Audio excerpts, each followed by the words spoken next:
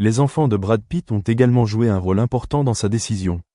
Avec 6 enfants, dont Shiloh Jolie, Knox Jolie Pitt, Paxton Jolie Pitt, Zahara Jolie Pitt, Vivienne Jolie Pitt et Maddox Jolie Pitt, Brad Pitt souhaite toujours que ses enfants voient une image positive de leur père, un homme qui non seulement réussit dans sa carrière mais qui a également une vie personnelle épanouissante. Il veut que ses enfants comprennent que le mariage n'est pas toujours parfait, mais que s'il est nourri et chéri, il peut être un voyage merveilleux. Il espère qu'en se remariant, il pourra inspirer ses enfants à l'amour, à la patience et à la tolérance dans les relations.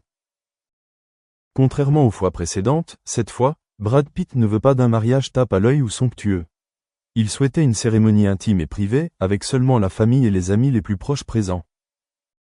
Il croit que la chose la plus importante dans un mariage n'est pas l'ampleur ou le luxe, mais les sentiments sincères des deux personnes l'une pour l'autre. Pour lui, la plus belle chose n'est pas un mariage somptueux devant les médias, mais le moment où l'on se tient devant Dieu, tenant la main de celui que l'on aime et jurant de vivre ensemble jusqu'à la fin de sa vie. En repensant à son parcours, Brad Pitt s'est rendu compte que la vie est pleine de hauts et de bas, mais le plus important est de savoir se relever après chaque chute. Il n'a aucun regret concernant le passé, car ce sont ces leçons qui l'ont aidé à devenir la personne qu'il est aujourd'hui. Les erreurs, les pertes et la tristesse qu'il a vécues ne l'ont pas affaibli, mais au contraire, l'ont rendu plus fort et lui ont fait apprécier davantage chaque instant de bonheur. Et maintenant, face à un nouveau carrefour, il est prêt à entrer dans le mariage avec toute sincérité et tout amour. Brad Pitt était autrefois une icône des Hollywood, non seulement en raison de son talent d'acteur, mais aussi en raison de son charme masculin et de sa vie personnelle tumultueuse. Mais à cet âge, il ne veut plus être seulement une star admirée, mais plus importante encore, il veut être un homme vraiment heureux. Le bonheur ne vient pas de la célébrité, de l'argent ou de la carrière, mais des moments les plus simples de la vie. Un foyer, un partenaire compréhensif et des enfants aimants. Ce mariage est non seulement un tournant dans la vie de Brad Pitt, mais aussi la preuve que l'amour n'a ni âge ni limite de temps. Quel que soit le passé, chacun a le droit de rechercher et de saisir son propre bonheur. Pour Brad Pitt, le prochain mariage à l'église ne sera pas seulement un événement mémorable, mais aussi le début d'un nouveau voyage où il pourra vraiment trouver la paix et le bonheur avec la personne qu'il aime. Brad Pitt, le célèbre acteur hollywoodien, a connu de nombreux hauts et bas dans sa vie amoureuse. Il a déjà eu des mariages très médiatisés avec Jennifer Aniston et Angelina Jolie. Son mariage avec Angelina Jolie était autrefois l'une des histoires d'amour les plus admirées de l'industrie du divertissement, mais il a également pris fin après de nombreuses années ensemble. Le divorce a laissé de nombreuses répercussions non seulement pour lui mais aussi pour leurs enfants.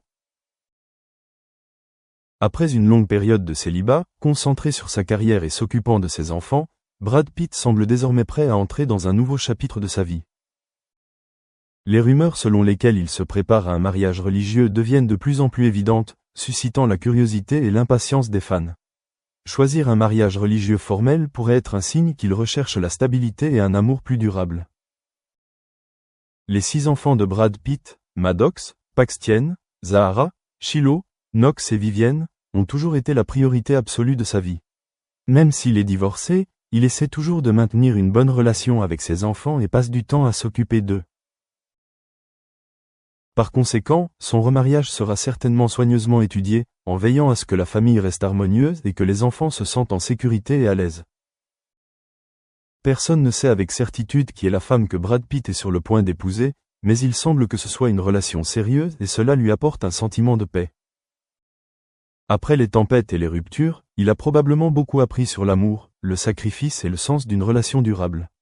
Ce mariage pourrait être sa chance de prendre un nouveau départ, de trouver le vrai bonheur et de construire un foyer plus épanouissant.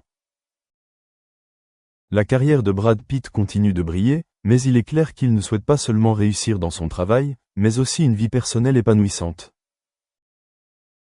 Il a partagé les difficultés de vivre seul, les moments de solitude et les regrets du passé. Ainsi, lorsque la nouvelle de son mariage est apparue, de nombreuses personnes se sont senties heureuses et attendaient avec impatience une fin heureuse pour l'histoire d'amour d'un homme qui avait connu de nombreuses relations brisées. Quel que soit l'avenir, Brad Pitt sera toujours une icône puissante d'Hollywood, non seulement en raison de son talent d'acteur, mais aussi en raison des hauts et des bas qu'il a vécus dans sa vie personnelle. Si ce mariage se réalise, ce sera certainement un tournant important où il pourra trouver la paix et le bonheur après des années de troubles. La vie de Brad Pitt semble avoir beaucoup changé ces dernières années, notamment dans sa façon de voir l'amour et le bonheur.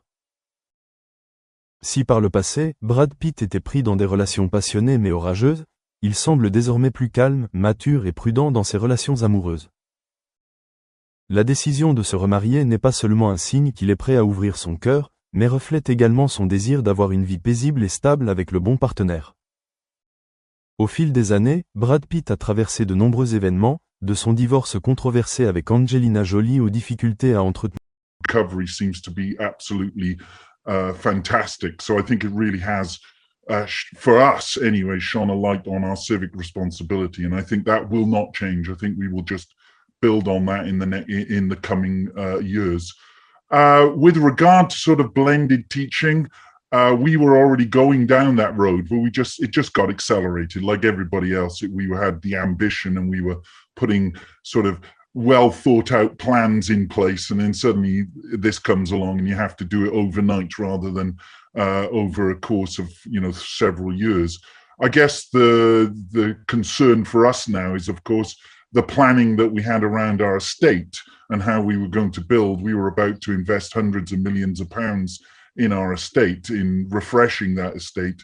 And clearly those plans, which were fine a year ago, just do not look fit for purpose today.